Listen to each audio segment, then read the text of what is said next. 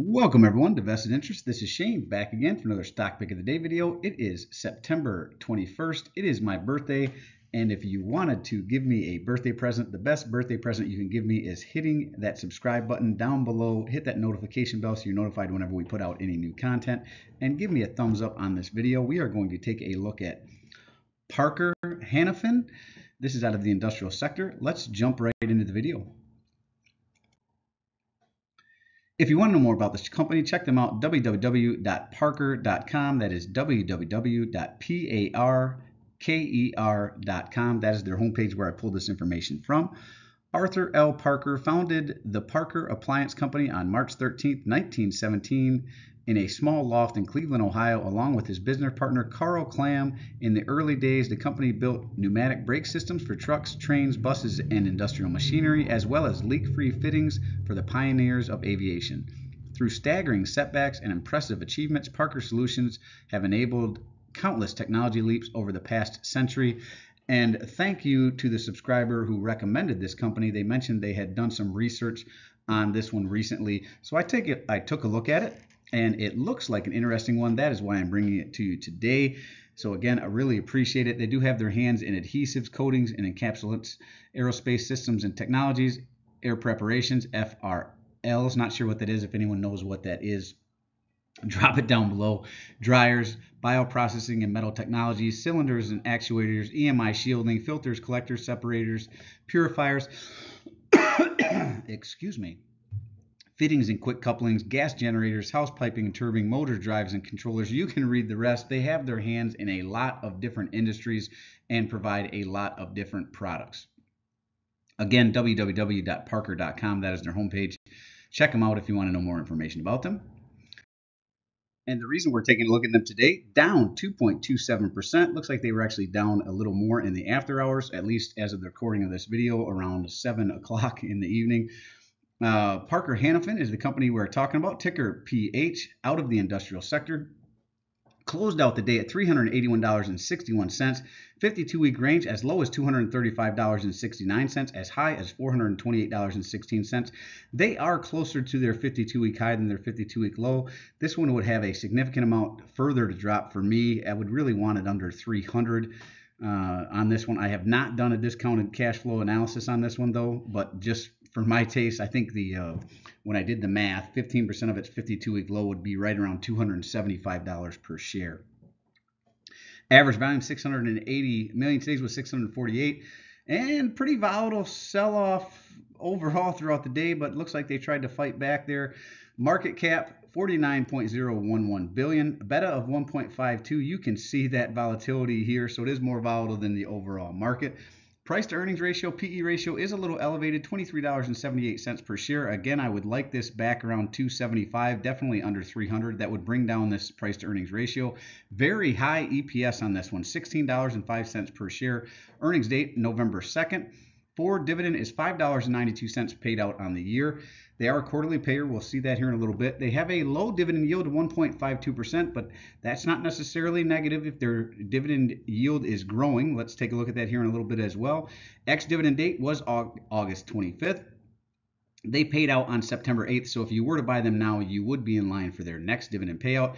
And Yahoo Finance has a one-year target estimate of $445 per share, so they see some upside in the stock price here. Now let's jump down to statistics over here. We're going to look at under dividends and splits. We're going to look at dividend yield theory to see if this is potentially undervalued. To do that, you look at the 5-year dividend yield, which is 1.62. You compare it to the current 1.52, or over here, forward annual dividend yield, 1.52, same number. And this number is lower than their 5-year average. So that speaks to some overvaluation on this one.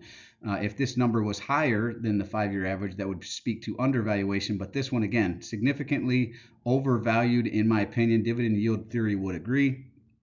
Payout ratio of 34.10%, very low payout ratio, so that's nice. So they have plenty of room to increase this dividend yield over time with such a low payout ratio.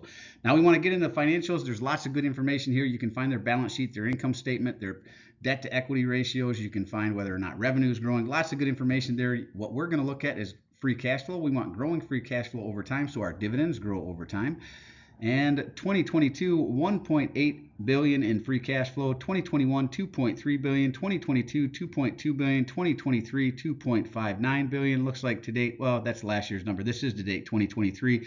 So overall, from 2020 to 2023, this year right now, definitely seeing free cash flow growth. And another one that I like to see here, they are consistently repurchasing their own shares. So even here in 2022, when you saw a little bit of a decrease from 2021, that can be accounted for in this repurchase of their own shares. So very nice overall so far, other than the valuation. So this one might be one to throw on the watch list and see if it pulls back to this 52-week low.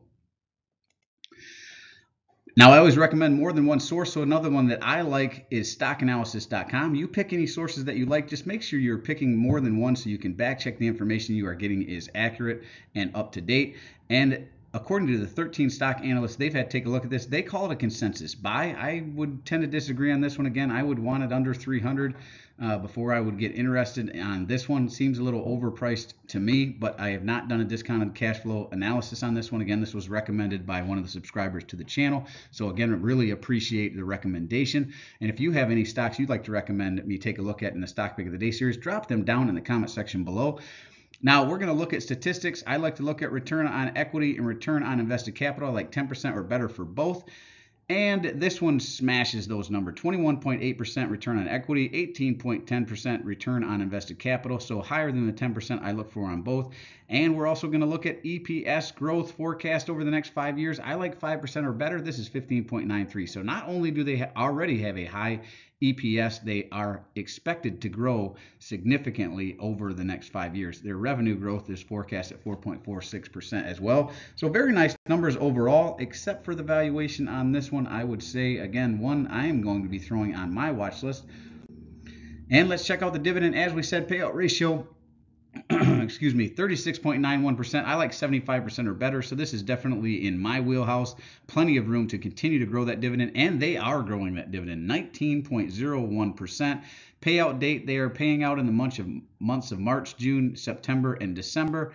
So a March payer, just like a lot of other companies out there. Let's look at their dividend payout history. 2020 was 88 cents in August 27th, jumped it up in May 6th to $1.03, jumped it up again in May 2022 to $1.33, and jumped it up again in May of 2023 to $1.48. Very fast dividend growth, very low payout ratio, very good numbers overall.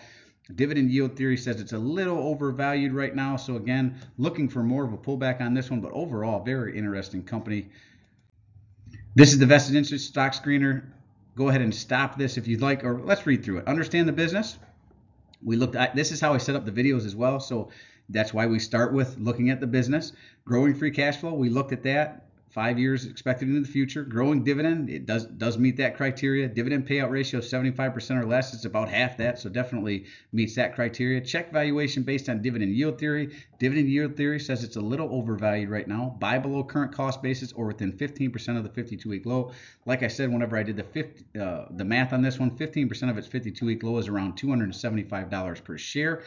Return on invested capital, return on equity, it beats the 10% or plus better than I like. I did not compare it to anyone else, and it's an industry average though.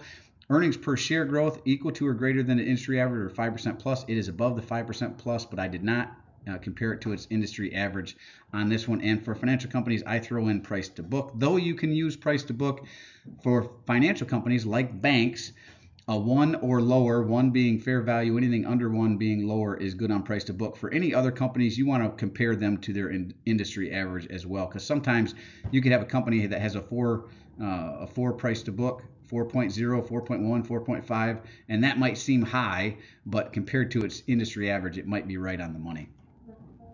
Now it must meet 5 of 8, and this one does technically meet 5 of the 8 to be investable. Though if you are interested in this company, do more of a deep dive. You want to get into their financials, see how they're doing with their revenue, which it showed that it's going to be growing over the next 5 years, but hasn't been growing for the last 5 years. What does their debt look like? What does their future income look like?